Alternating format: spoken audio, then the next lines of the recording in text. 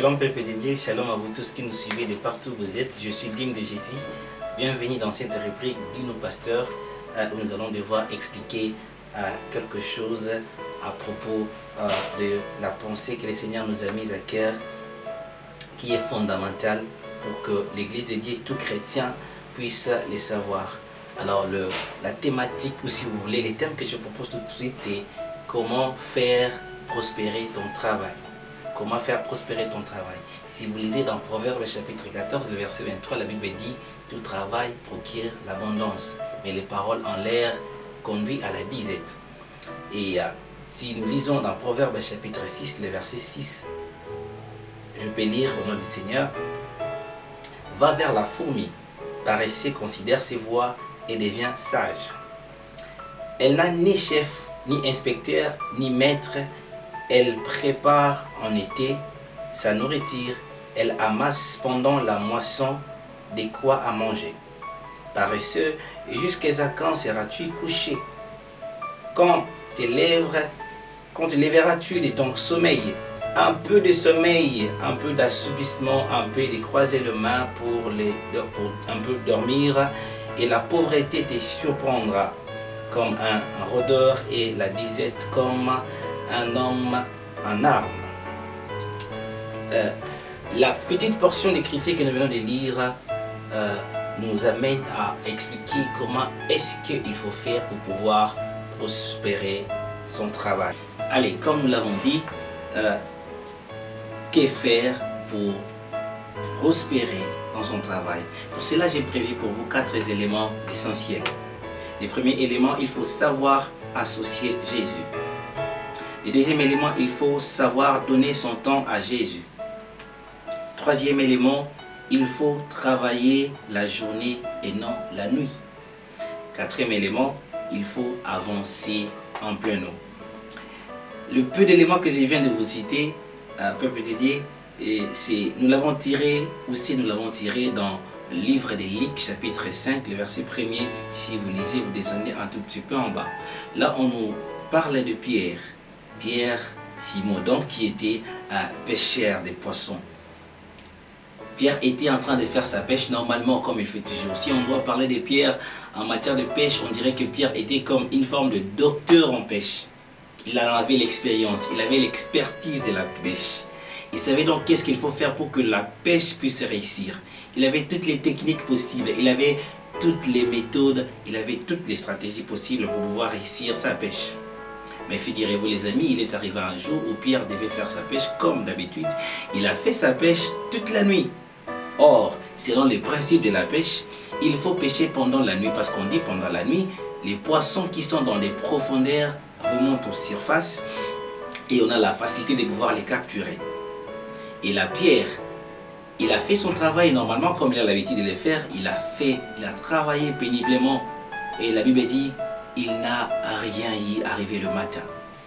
Et donc, figurez-vous dans des conditions de vie telles que tu pars au travail, tu as pris le pain chez la maman qui vous donne le pain, tu ne dois pas payer, et tu as donné à la maman pour qu'elle mette pour les enfants, pour que les enfants puissent au moins manger quelque chose.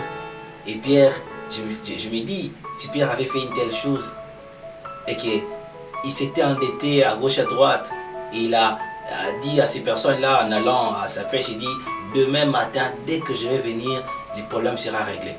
Paf, dès que je viendrai, je règle le problème, je paye toutes ses dettes. Malheureusement, Pierre, ayant travaillé toute la nuit, il n'a rien pu recevoir.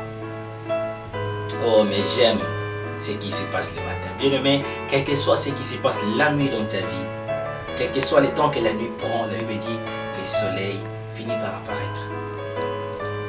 Et le soleil en personne est arrivé un certain matin, le soleil s'est pointé dans le lieu où Pierre était en train de travailler, arrivé le matin. Christ, donc Jésus, se pointe au lieu de la pêche que Pierre était en train de travailler. Et du coup, Jésus sollicite la barque de Pierre. Écoutez, si tu veux réussir dans ce que tu fais comme activité, tu dois associer Jésus. C'est là que nous parlons de notre premier point. Associer Jésus. Pierre a associé Jésus, a accepté. Non seulement il a accepté, mais il a accueilli. Jésus a sollicité sa barque pour pouvoir prêcher. Et il y en avait deux, tel que la Bible nous dit. Mais il n'a sollicité que la barque de Jésus.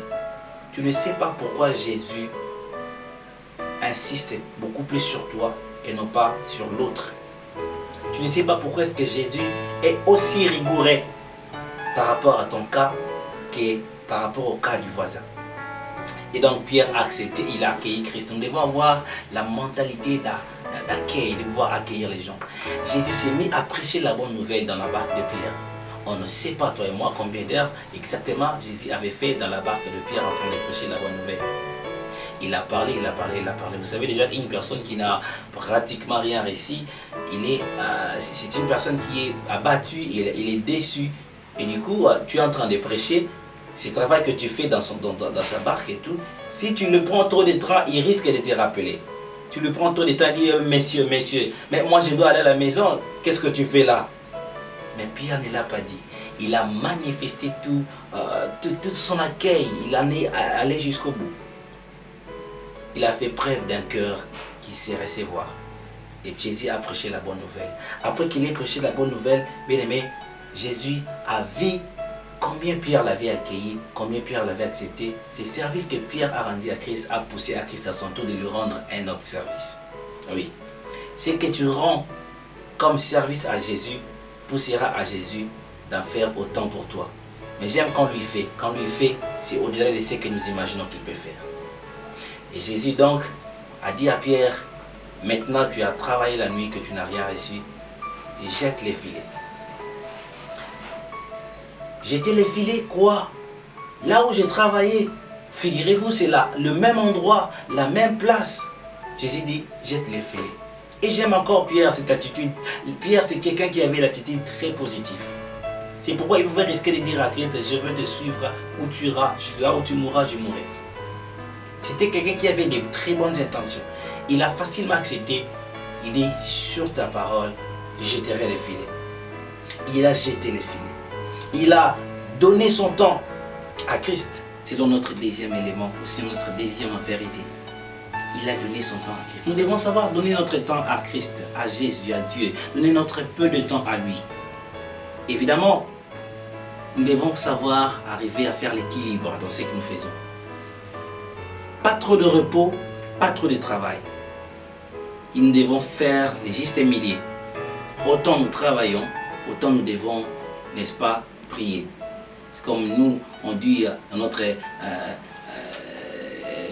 les jargons de notre village, dans notre dialecte, on dit Sala Sambila. C'est-à-dire que tu dois travailler et prier.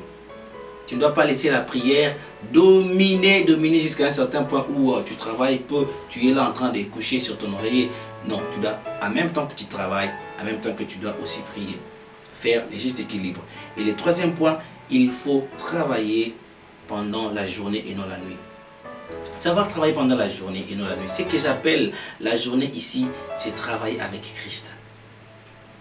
Ah oui. Si tu travailles pendant la journée, c'est travailler avec Christ, avec Jésus. Ceux qui travaillent avec Jésus, ils n'échouent jamais parce que Jésus gagne toujours, j'ai l'habitude de le dire.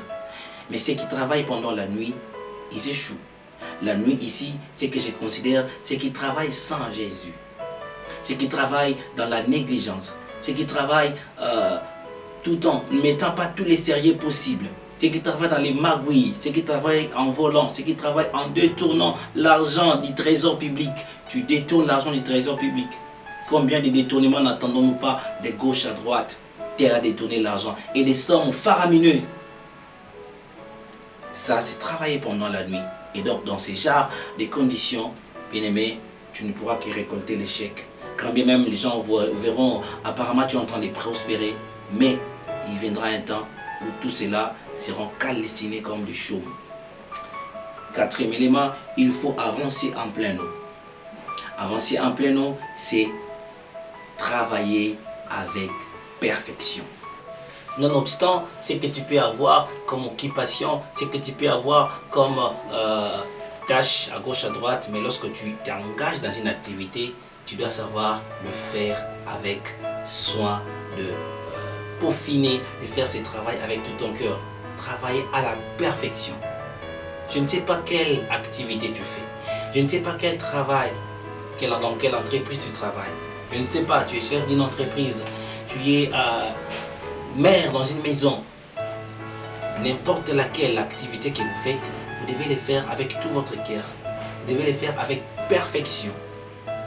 Si vous faites une activité avec tout votre cœur, vous le faites avec toute votre force, ce n'est que de cette manière-là que votre activité sera une activité que les gens vont tellement saluer, qu'ils vont tellement louer. Parce que vous le faites bien. Moi, je suis fanatique des choses qui sont bien faites. Tout ce qui se fait bien, j'aime bien. Mais tout ce qui se fait d'à peu près comme si on voulait, mais on n'a pas tellement bien accompli la tâche, j'aime bien quand c'est très bien fait. Nous devons avoir la culture de l'excellence.